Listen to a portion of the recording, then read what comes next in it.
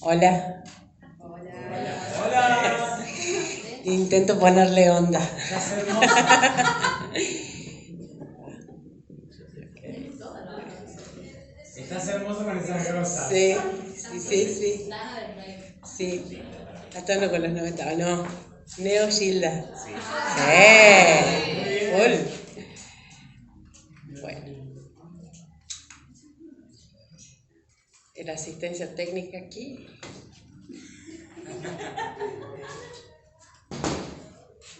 ¿Qué? ¿Largo nomás? Okay. Bueno, primero muchas gracias. Gracias al espacio, afuera del foco, gracias al Teatro El Borde, a la Insurrecta que nos viene invitando, nos viene convocando y viene confiando en nosotros año a año. Eso es bien importante. Gracias, Yoka. Gracias, Mile. Es hermoso y un orgullo estar acá, en este espacio. Por eso he preparado un papiro muy especialmente para esta presentación, para este lugar, que es un espacio, un territorio de todes, y no solamente de encuentro, sino también de complicidades, de construcción, de intercambio. Entonces, bueno, estoy acá para presentarle la colección Tres Cuentos, que es esta colección con estos libros que están detrás mío, que son 5 en total, y que pueden adquirir en la feria de ahí de la Cascoteada. Sale 3.000 pesos cada uno, ayudan y colaboran con la cooperativa, además de llevarse algo que dentro de poco va a costar $3.000, así que les recomiendo. También tenemos como novedad Cementerio, que es un compilado de relatos muy maravilloso, cuesta un poquito más caro, 5.500, pero en relación a los $5.500 hoy valdría la pena. Va. Entonces, a los 90 volvemos. Presentación de la colección Tres Cuentos en la Insurrecta. A los 90 volvemos por amistad beligerante, con una soledad capaz de aliarse a los desconocidos, a las discas y las psiquiátricas, con el arte y las baratijas juntas, con belleza y felicidad de Almagro en plena crisis, con una torta guerrillera del teatro en Villa 9 de Julio, con las actrices flamígeras en las calles y la performance casamentera de los maricones, amantes de la noche y el gire. Y no se me olvide, un arsenal de locas compañeros blancos en la cabeza. Mi outfit: corona de flores estilo Gilda, otorgada por la Insurrecta Yoka Gil. Una camisa roída, de acá, obsequiada por un excavador que forma parte del grupo del Arsenal Miguel de Ascuénaga, obrero de la memoria, por la recuperación de los cuerpos y la restitución de las identidades. Los clips en el bolsillo pertenecientes a entidades inusuales que los arrojan o los hacen brotar del asfalto para decirme como gráciles desconocidos hola, cuando camino absorta en mis pensamientos fatalistas. Los aros son de una señora mayor, Elsa, recalculando en su demencia, que a fines de los 90 me dijo algo que transcribí. Yo nunca te voy a decir nada, pero lo puedo pensar. Después de una hora en la fila, ¿qué pensás, abuela?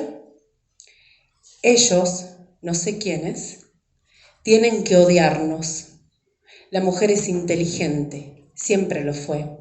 Miren todos. Urde, trama. Tantos años confinada al silencio la hacen, de entre los seres, las criaturas más propensas a la conspiración. Sobre todo por esto es peligrosa. Que no se confunda una mina con un pasamontaña que te saca las tetas en una manifestación, con la minita construida por los 90 hinchas del festejo que le arrancaron la musculosa en Plaza Independencia. Que no se confunda la moral progre con la ética que nos nombra cuerpos putos, tortas, trabas, locas, discas, gordas, para dejar de llamarnos cosa, desprecio, abyección, fatalidad. Que no se confunda la moral progre ni con el énfasis ni con el amor salvaje de una torta rescatista, vegana y abortera, porque nos cantó las 40 en la cara sin ninguna doctrina nacionalista popular en mente. A la moral progre lo que es del César, y a las luchas lo que es, diría Foucault, del campo de las luchas. Encuentro con Fabricio Jiménez Osorio, director de la colección Tres Cuentos y editor de La Cascoteada, principio de noviembre. Hacía unos días que veníamos con ganas de tomar alcohol en cualquier versión. Una de las más recordadas fue la versión Negroni, sugerida por la cantante y amiga Cordelia Andrada en un bar súper pituco, como diría Elsa. ¡Qué rico fa, qué exquisito!, exclamó, y fueron unos 3 en total aquella vez. Pero esta ya no tenemos hielo, de modo que la quimera se puso rancia y pegadiza. Un Fernet Vitone, muy mal juzgado de segunda, con Pepsi caliente. A la hora de pensar en gestión editorial, en cuanto de hacer a pulmón significa construir esta cooperativa de trabajo, La Cascoteada, siempre me pregunto por la visión que tenemos al definir una colección o un libro, siempre. Porque en esto hay no solo una perspectiva, como sería correcto decir, un libro para X, sino algo que me entusiasma más, confianza, no una actitud optimista o ingenuidad, sino confianza, una corriente que le pertenece al cuerpo, no a la conciencia necesariamente o al campo inconsciente. Esa confianza que se va afianzando en una trama invencible, como escribe Albert Camus, jamás ajena. En el medio del odio me pareció que había dentro de mí un amor invencible. En medio de las lágrimas me pareció que había dentro de mí una sonrisa invencible. En medio del caos me pareció que había dentro de mí una calma invencible. Me di cuenta, a pesar de todo, que en medio del invierno había dentro de mí un verano invencible. Y eso me hace feliz, porque no importa lo duro que el mundo empuje en mi contra. Dentro de mí hay algo mejor empujando de vuelta. Pero la vuelta no va a ser los 90, sentencio, mas sí un recorrido inestable lleno de torpezas, cariños, contagio, esa confianza que necesita de la inestabilidad, de lo tembloroso, incluso de las mismas riñas con los mismos reñidores de siempre, en donde el acierto es íntimo al riesgo, al juego, y no al caer con las patas rígidas en un suelo firme. En donde el acierto es todo lo que tiene cada uno de estos libros, el desconcierto, la deserción, la gentileza de presentarte a un monstruo balbuciente, a una lengua corrida, grandota, como el diseño de Sticky Fingers de Rolling Stone, inspirado según Jagger en la lengua que salía de la diosa hindú Kali. Fabricio dice mientras hace un sorbo, se trata de la risa en las quimeras. Vuelta potencia en el monstruo del Cadillal, del libro de Churrichimi, de las moscas enrabiadas y beligerantes que un ojo hastiado de abusadores y hacinamiento durante un viaje en colectivo puede concebir en un parpadeo poético e igualmente monstruoso, en el libro de Luciana. Se trata de la chica que puede detestar a una araña renunciando a olvidar por ello su misterio y su encanto, el libro de Simona. Pero ¿qué pasa con las quimeras, con todo esto de lo inestable en la forma ya tan enunciado, con lo monumental, monstruoso? Y dice Fabricio con unos escabios encima ya. Pasa que como sea, un monstruo asusta. Pero no te detenés a pensar que asusta por el hecho de que es feo, y quizás lo feo viene a ayudarte. Este tal feo, lo que tiene de interesante, no es tanto que se desvía de la belleza hegemónica, sino que ese desvío implica comunicar otras cosas, un cuestionamiento sobre los modos de contar algo. De modo que mi actitud ante lo monstruoso que prescribe una cultura es: no le voy a temer, ni a destruir, ni a considerarlo amenazante. El libro de Lute no tiene intención de ser legible, es incómodo, te pone en situaciones embarazosas. La colección entera es desconcierto, asombro como antídoto ante el propio nihilismo. El asombro también como la perturbación, y anda a sacarle el jugo a la perturbación, que puede motorizar el autocuestionamiento y el autoconocimiento. El libro de Sol es conmovedor, pero no en el sentido de tocar tus emociones y darte golpes bajos como muchos cineastas de este tiempo. Lo que nos conmueve toca nuestro sistema de pensamientos también. Sin embargo, esta colección, continúa, no explora el dolor o el miedo enfáticamente, sino cosas más chifladas. Por ejemplo, cuando leo el libro de Sol, me doy con algo que me interesa muchísimo hoy en día, la alianza entre desconocides. Algo que no tematiza la historia, sin embargo. Las formas del relato tienden a hallar no tanto la afinidad como la confianza entre desconocidos. Y este hecho político en el aire de un viaje en taxi me incumbe, porque estamos, en partes, embebides en la cultura de la sospecha, el fantasmeo, rivalidades dramáticas, haciendo política contra nosotros por lo bajo, micrológica, molecularmente a lo Foucault. El amor lanzado y no confinado.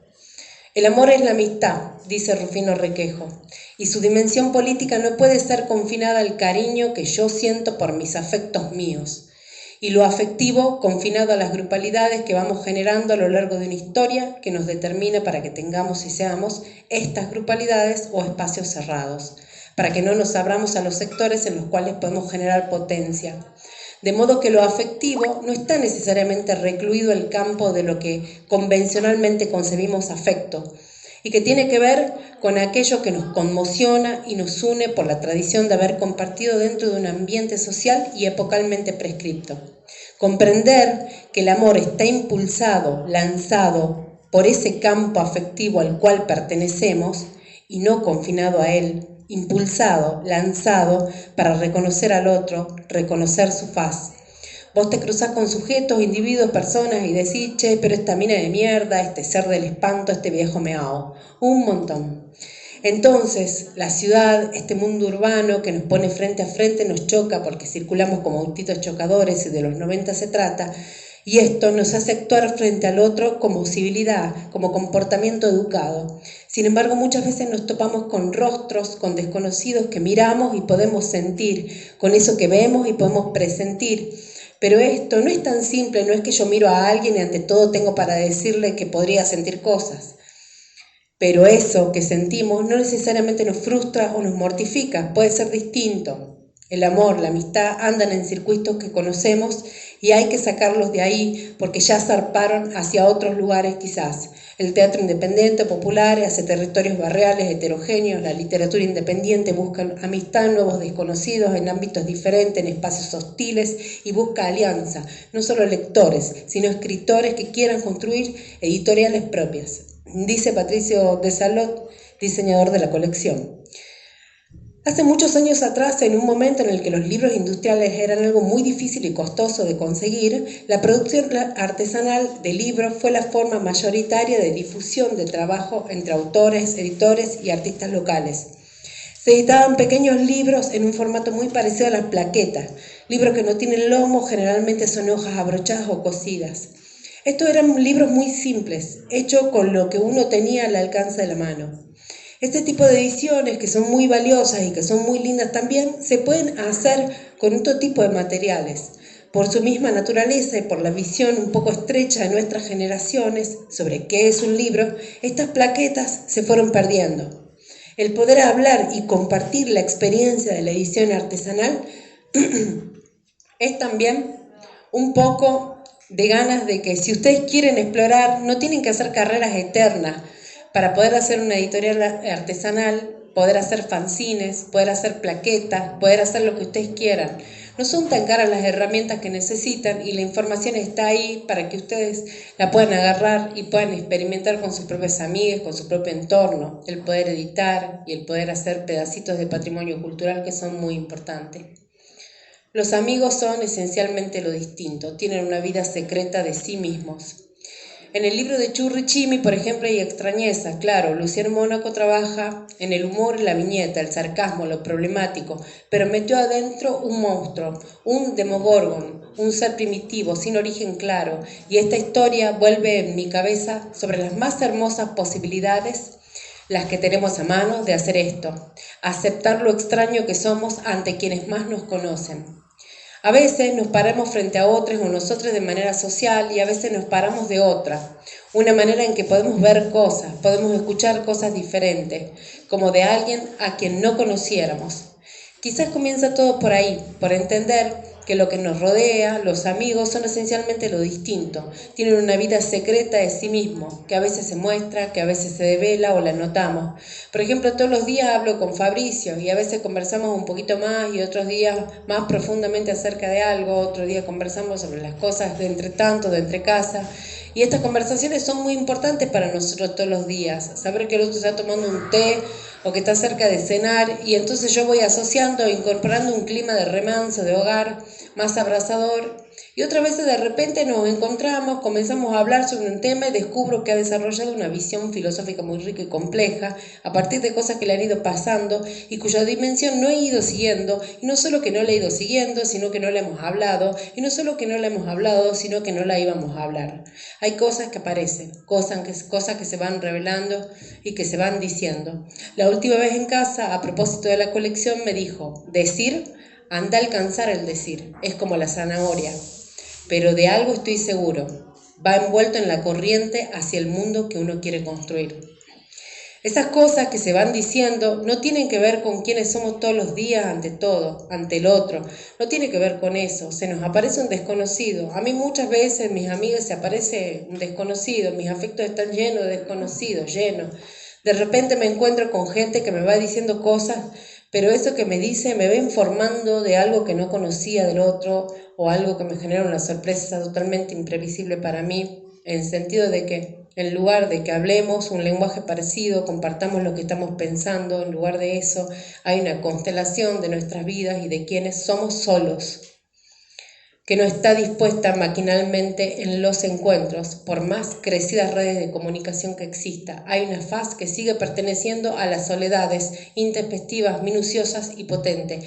Y esto tiene que ver con la recóndita meditación cotidiana que somos, esa que pasa entre que va alguien lavando un plato, acomodando una mochila, estirando la sábana de la cama, esa meditación que va ahí desmadejándose, pero que está desprendiendo lo que ocurre, lo que ocurrió. Le ponemos atención, lo que sentimos, aunque no nos demos cuenta, o sea, en apariencia demasiado celero. Discernimos, hacemos filosofía, de ahí la visión editorial del director de la colección Tres Cuentos. Pongo atención en un mundo en el que quiero vivir. De ahí crecemos, nos volvemos distintos. Eso no lo decimos, de eso hablamos entre línea con el otro. A veces aparece súbitamente, de repente nos encontramos con conclusiones muy importantes y que nos parten los marcos teóricos de una constricción ajena, presuntuosa. Nos encontramos con enjambre de voces, que no son soliloquios, como el libro de Lute, una aerobatic de la mosca, que mira como mosca y nos pasea por un mundo lleno de conocidas desconocidas, como un amigo fantasma o una pesadilla. ¿Quién conoce una pesadilla? Solo el que está dentro. Deleuze dijo en una clase a comienzos de los 80 en París: el problema no es que nos dejan solos, el problema es que no nos dejan lo suficientemente solos.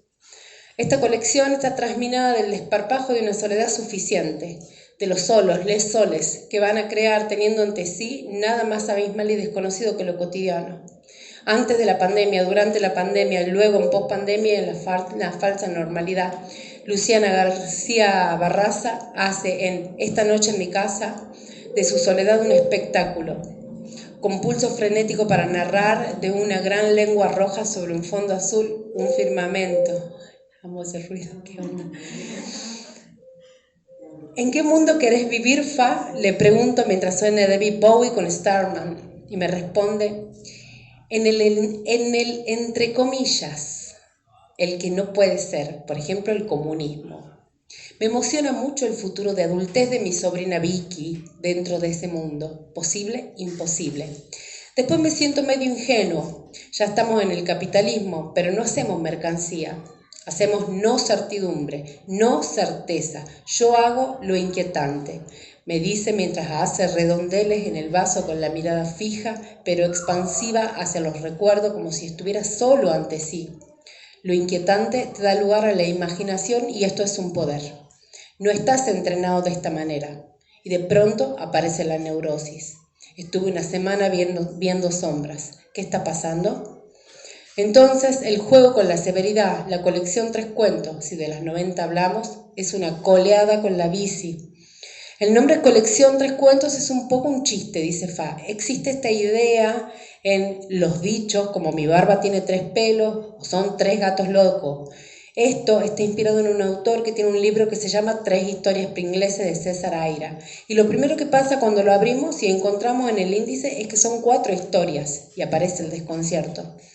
La colección sostiene este principio como un índice de apertura a lo experimental y desconocido. La narrativa de esta colección se construye por fuera de esa identidad de cuentista, de narrador.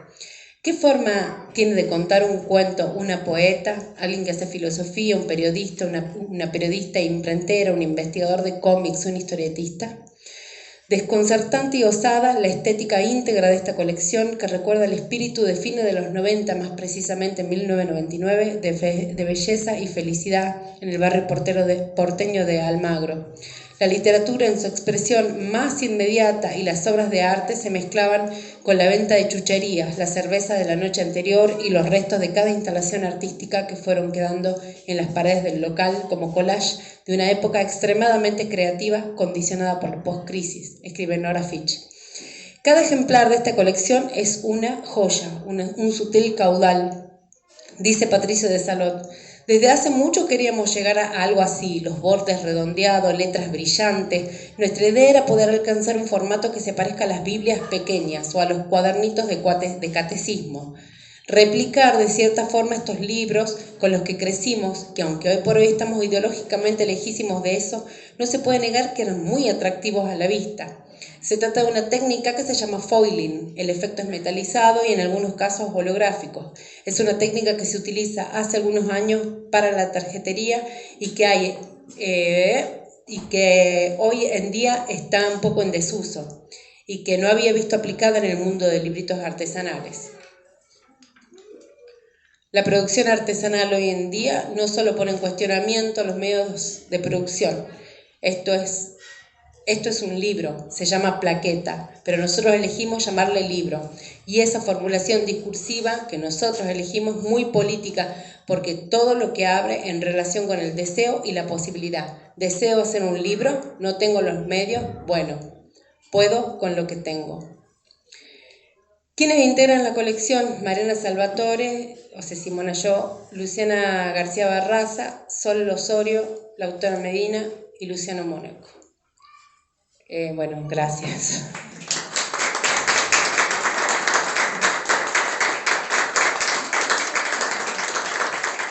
Bueno, muchas gracias por la escucha, por la espera. Ha sido un texto largo, me escabié ayer mucho tiempo escribiendo, perdón, no sabía que era tan largo. Así que espero que, no sé, haya resonado algo de todo eso. Gracias. Bueno, y ahí les dejo con la colección, si quieren chusmearla, también pueden hacerlo. Un aplauso.